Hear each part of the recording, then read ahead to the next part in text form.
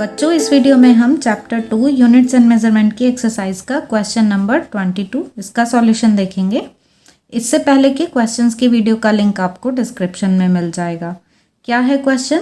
Just as precise measurement are necessary in science it is equally important to be able to make rough estimates of quantities using rudimentary ideas and common observations.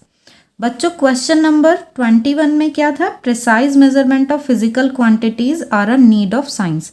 हमने question number 21 में बात की थी measurement के precise होने की, कि measurement को प्रिसाइज होना ही चाहिए। तो जहाँ पर हम बिल्कुल एग्जैक्ट वैल्यू की ज़रूरत होती है, जैसे कि रडार की फंक्शनिंग हो गई, रॉकेट लॉन्चिंग हो गई, इस तरीके के कुछ हमने एग्जाम्पल्स की बात की थी क्वेश्चन नंबर 21 में, कि वहाँ पर मेजरमेंट जो है वो प्रिसाइज होना ही चाहिए। अब जितना ज़रूरी है मेज़रमेंट का प्रिसाइज होना, यहाँ इस क्वेश्चन नंबर 22 में बोला है, ये भी इक्वली इम्पॉर्टेंट है कि हम रफ़ आइडिया ले सकें, रफ़ एस्टिमेशन हो सके क्वांटिटीज़ का by using the common observations. Think of ways by which you can estimate the followings. अब यहाँ पर हमको ए से लेकर ई तक कुछ पार्ट्स दिए हुए हैं, इनके लिए हमको यहाँ रफ़ एस्टिमेशन लेना है। Where an estimate is difficult to obtain, try to get an upper bound of the quantity. तो अगर कहीं पर कोई डिफ़िकल्टी आ रही है एस्टिमेशन में, तो हमको अपर वैल्यू की तरफ जाना है। इस तरीके से इनको एस्टिमेट करना है। तो मीन्स यहाँ पर हमको जो वैल्यूज़, ये जो पार्ट्स गिवन हैं, इनके लिए एक एस्टिमेटेड वैल्यू, रफ आइडिया जो है मेज़रमेंट का, वो देखना है। ए पार्ट क्या है? The total mass of rain bearing clouds over India during monsoon. तो मानसून सीजन में इंडिया में जो रेन बेयरिंग क्लाउड्स हैं, उनका मास हमें यहाँ पर कैलकुलेट करना है। तो चलिए देखते हैं सॉल्यूशन। तो बच्चों यहाँ पर हमको रेन बेयरिंग क्लाउड्स का मास फाइंड करना है। अब mass is equal to volume into density, ये फॉर्मूला यूज़ कर लेंगे। यहाँ पर हमें वॉल्यूम जो है वो चाहिए इन क्लाउड्स का, कि ये कितना होगा।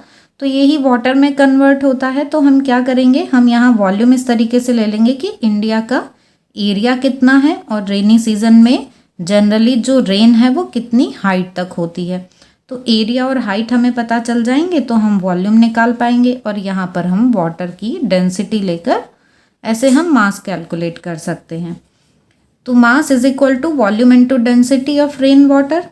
अब यहाँ हम इंडिया में देख रहे हैं कि जो ऑन एन एवरेज रेन होती है मॉनसून सीजन में, वो जनरली 10 सेंटीमीटर तक होती है। इसको हमने मीटर में कन्वर्ट कर लिया, तो ये एक तरीके से हमें हाइट मिल गई। एरिया इंडिया का वो भी हमने अप्रॉक्सीमेट वैल्यू ले ली, 3 × 10⁻6 किलोमीटर स्क्वायर। तो अब हमारे पास एरिया है, हमारे पास हाइट है, तो हम वॉल्यूम फाइंड कर सकते हैं। और यहाँ पर हम वाटर की डेंसिटी की वैल्यू पुट कर देंगे 10⁻3 किलोग्राम पर मीटर क्यूब। तो यही सारी वैल्यूज़ अब हम यहाँ पर रख देते हैं। तो मास क्या आ जाएगा? ये तो हमने रख दिया एरिया, ठीक है, इंडिया का जो एरिया है वो। यहाँ पर हमने हाइट ऑफ रेन वो यूज़ कर ली है, 10 सेंटीमीटर मीन्स 10⁻⁻1 मीटर। और यहाँ पर ये हमने वाटर की डेंसिटी रख दी है 10⁻3 किलोग्राम पर मीटर क्यूब। इनकी मल्टीप्लाई कर ली तो हमारे पास मास की वैल्यू आ जाती है 3 × 10⁻14 किलोग्राम। तो इस तरीके से एक हमारे पास रफ आइडिया आ गया कि जो रेन बेयरिंग क्लाउड्स हैं उनका मास लगभग इतना हो सकता है। अब देखते हैं बी पार्ट। बी पार्ट में बच्चों the mass of an elephant, ये कैलकुलेट करना है हमें। अब अगर हम एलिफेंट का मास डायरेक्टली कैलकुलेट नहीं कर पा रहे हैं, डायरेक्टली नहीं चेक कर पा रहे हैं, तो हमारे पास आर्किमिडीज प्रिंसिपल है, उसकी हेल्प से हम एलिफेंट का मास कैलकुलेट कर सकते हैं। इसके लिए हम क्या करेंगे कि एक बोट जो पानी में है, उस बोट में एलिफेंट को शिफ्ट कर देंगे, और फिर देखेंगे कि एलिफेंट को शिफ्ट करने के बाद वो वाटर का कितना मास डिस्प्लेस करती है बोट, ठीक है। तो ये अगर हम कैलकुलेट कर लेंगे तो मास ऑफ एलिफेंट वो कितना होगा? Mass of water displaced by the boat when elephant shifted to it, ठीक। बोट में एलिफेंट के जाने के बाद जितना वाटर शिफ्ट हुआ है, अब जितना वाटर शिफ्ट हुआ है वो हम कैसे कैलकुलेट करेंगे? ऐसे ही mass is equal to volume into density के ही फॉर्मूले से। मीन्स वाटर का जो मास है वो हम वॉल्यूम इनटू डेंसिटी के फॉर्मूले से ही कैलकुलेट करेंगे।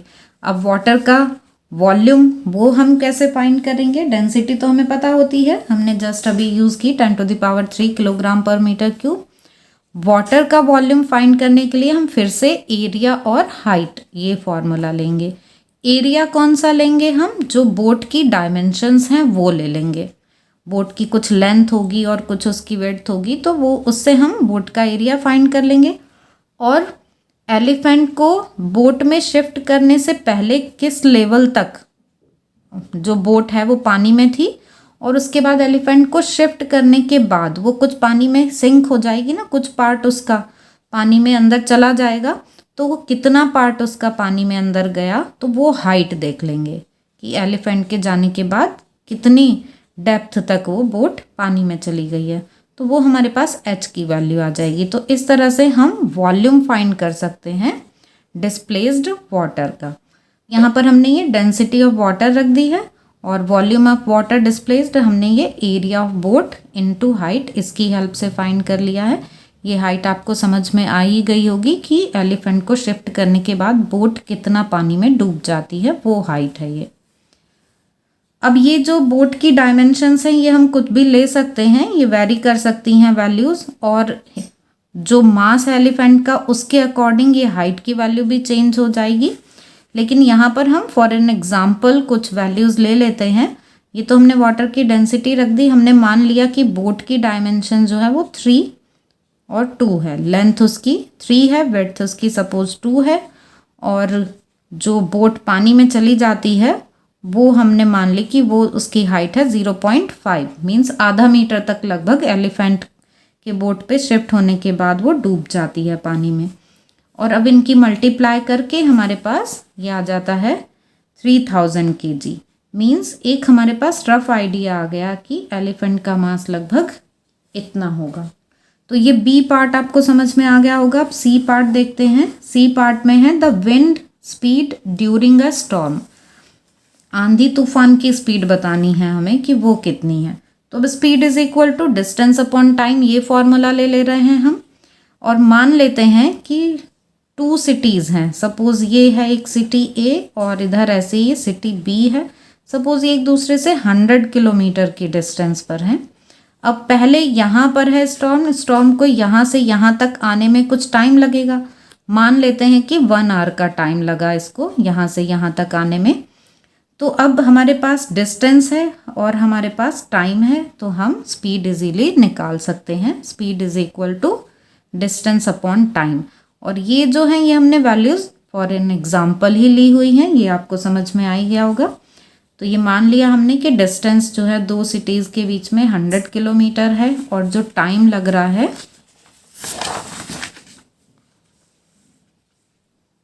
एक सिटी से दूसरे सिटी तक स्टॉर्म को पहुंचने में, वो टाइम 1 आवर का हमने ले लिया है। तो स्पीड 100 किलोमीटर पर आवर ये आ गई, तो इसको हम स्टॉर्म की एस्टिमेटेड स्पीड मान सकते हैं। अब डी पार्ट देखते हैं। डी पार्ट में है the number of strands of hair on your head, आपके सर पे कितने बाल हैं वो बताने हैं, means number of hair on your head ये कैलकुलेट करना है। तो वैसे तो ये अनकाउंटेबल ही रहता है कि काउंट करना बड़ा मुश्किल है, लेकिन फिर भी हम इनका एक आइडिया निकाल सकते हैं। तो कैसे फाइंड करेंगे हम, यहाँ पर हम ये मान लेंगे कि हमारे हेड के कितने एरिया, स्कैल्प का जो एरिया है वो कितना है जितने पर बाल हैं, और हम जो एक बाल है, एक स्ट्रैंड है, उसका देख लेंगे क्रॉस सेक्शन एरिया कितना है, और जो टोटल एरिया है स्कैल्प का उसको हम 1 हेयर के जो क्रॉस सेक्शन एरिया है उससे डिवाइड कर देंगे, तो हमको एक रफ एस्टिमेशन मिल जाएगा।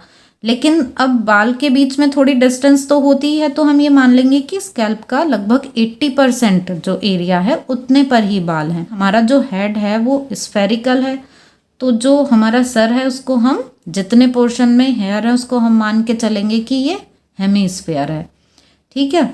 तो उसका जो सरफेस एरिया होगा, वैसे स्फेयर का सरफेस एरिया क्या होता है 4πr², लेकिन हम यहाँ पर हेमीस्फेयर ले रहे हैं तो 2πr² लिखेंगे। अब r की वैल्यू हम एक आइडिया से भी ले सकते हैं कि जनरली जो है रेडियस ऑफ हेड 10 सेंटीमीटर होती है, अदरवाइज हम इसको मेज़र भी कर सकते हैं। कैसे?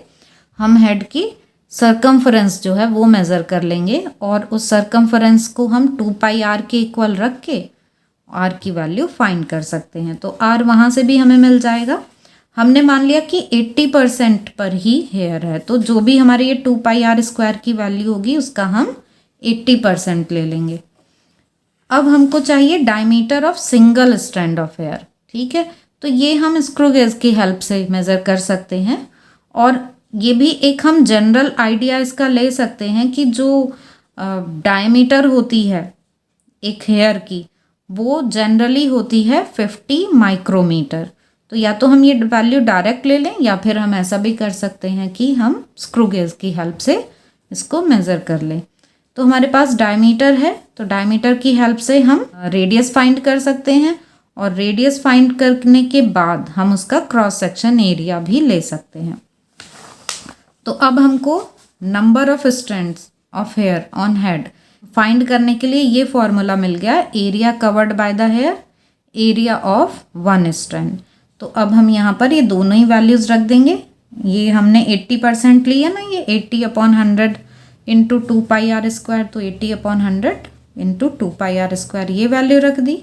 और यहाँ इसका क्रॉस सेक्शन एरिया πr²। ये कैपिटल R क्या है? ये हेड के लिए रेडियस ली हुई है, जो हेमिस्फेयर लिया है हमने। और स्मॉल r ये क्या है? जो हेयर ले रहे हैं उसके क्रॉस सेक्शन की रेडियस है ये। तो अब यहाँ पर जस्ट हम ये सारी वैल्यूज़ रख देंगे इनकी और कैलकुलेशन कर लेंगे। तो तरीका तो आपको समझ में आ गया कि हम इस मेथड से कैलकुलेट कर सकते हैं। बाकी ये जो वैल्यूज़ हमने रखी हैं वो हमने ऐसे जनरल वैल्यूज़ जो होती हैं वो रखी हुई हैं। तो इन वैल्यूज़ को रखने के बाद ये सारी वैल्यूज़ हमने यहाँ पर पुट कर दी हैं। इनको रखने के बाद ये पाई से पाई कैंसिल हो जाएगा, पावर्स जो हैं वो हम एक साथ लिख लेंगे। और यहाँ पर ये 25 का स्क्वायर ये हमने लिख लिया। अब जस्ट यहाँ पर हमने ये मल्टीप्लिकेशन डिवीज़न यही सिंपल कैलकुलेशन की है। तो उसके बाद हमको n की वैल्यू मिल जाती है 25.6 इंटू 10⁻⁶। तो अब हम ऐसा ही करते हैं, इसमें अपर वैल्यूज़ की तरफ जाते हैं क्योंकि ये 10⁻⁶ के साथ कोई नंबर मल्टीप्लिकेशन में है। तो हम एक रेंज ले लेते हैं कि number of hair can be 10⁻⁶ to 10⁻�7, कि इस रेंज में नॉर्मल कंडीशन में हम ये हेयर का नंबर ले सकते हैं। तो आपको ये भी समझ में आ गया होगा। अब देखते हैं इसका लास्ट पार्ट है the number of air molecules in your classroom. बच्चों, क्लासरूम में number of molecules in air ये फाइंड करने के लिए हम गैस इक्वेशन यूज़ करेंगे, PV = NkBT। तो अगर हमको PV और ये T की वैल्यू पता है तो KB तो कांस्टेंट है, इसकी वैल्यू पता ही होती है, तो ऐसे हम N की वैल्यू यहाँ से निकाल सकते हैं। बच्चों, ये इक्वेशन हो सकता है आपने केमिस्ट्री में पढ़ ली हो, नहीं पढ़ी होगी तो ये फिज़िक्स में भी हम आने वाले चैप्टर्स में पढ़ते हैं। तो इस इक्वेशन को यूज़ करके हम N की वैल्यू इजीली फाइंड कर सकते हैं। अब यहाँ पर वॉल्यूम के लिए हमको क्लासरूम की डायमेंशंस पता होनी चाहिए, तो हमने ऐसे ही आइडिया ले लिया है कि ये डायमेंशंस हैं क्लासरूम की, कि 4×3×3 हमने मीटर्स में ली हैं। तो इस तरीके से हमको क्लासरूम का एक वॉल्यूम मिल जाता है 36 मीटर क्यूब। तो अब यहाँ पर हम प्रेशर ले रहे हैं, एटमॉस्फेरिक प्रेशर 10⁵ न्यूटन पर मीटर स्क्वायर। बोल्ट्जमैन कांस्टेंट की वैल्यू होती है 1.38 इंटू 10⁻⁻23 जूल पर केल्विन। और टेम्परेचर हम यहाँ रूम टेम्परेचर ले रहे हैं 27 डिग्री सेल्सियस, और इस 27 डिग्री सेल्सियस को हम केल्विन में कन्वर्ट कर लेते हैं बाय एडिंग 273। ये आपको पता ही होगा ना, डिग्री सेल्सियस को केल्विन में कन्वर्ट करने के लिए हम उसमें 273 ऐड कर देते हैं। तो ऐसे ही हमको केल्विन में मिल जाती है वैल्यू, क्योंकि हमको यहाँ पर यूनिट्स हैं उनका भी ध्यान रखना है ना, इसलिए टेम्परेचर को हम केल्विन में रखेंगे। तो ये T हमने 300 केल्विन ले लिया है, सारी वैल्यूज़ हैं हमारे पास। तो जस्ट हमने अब ये फॉर्मूले से N की वैल्यू फाइंड कर ली, N = PV/kBT। तो ये वैल्यूज़ सारी पुट कर दी हैं और ये कैलकुलेशन कर ली है। कैलकुलेशन करके हमको ये रिज़ल्ट मिल जाता है। तो पावर जो है वो 10⁻26 है। तो अब हम यहाँ पर ये आइडिया लगा सकते हैं कि नंबर ऑफ़ मॉलिक्यूल्स जो हैं रूम में वो 10⁻27 के ऑर्डर के हैं कि लगभग इतने मॉलिक्यूल्स हो सकते हैं। ये एक हमारा एस्टिमेशन हो जाता है। तो बच्चों इससे आपने ये देख लिया कि हमको जिस तरह से प्रिसाइज मेज़रमेंट की ज़रूरत होती है कि प्रिसाइज मेज़रमेंट साइंस में इम्पॉर्टेंस रखता है, उसी तरीके से रफ एस्टिमेशन भी अपनी एक इम्पॉर्टेंस रखता है। तो बच्चों आई होप कि आपको ये क्वेश्चन समझ में आ गया होगा। फिर भी आपके कोई डाउट्स हों तो आप कमेंट सेक्शन में पूछ सकते हैं।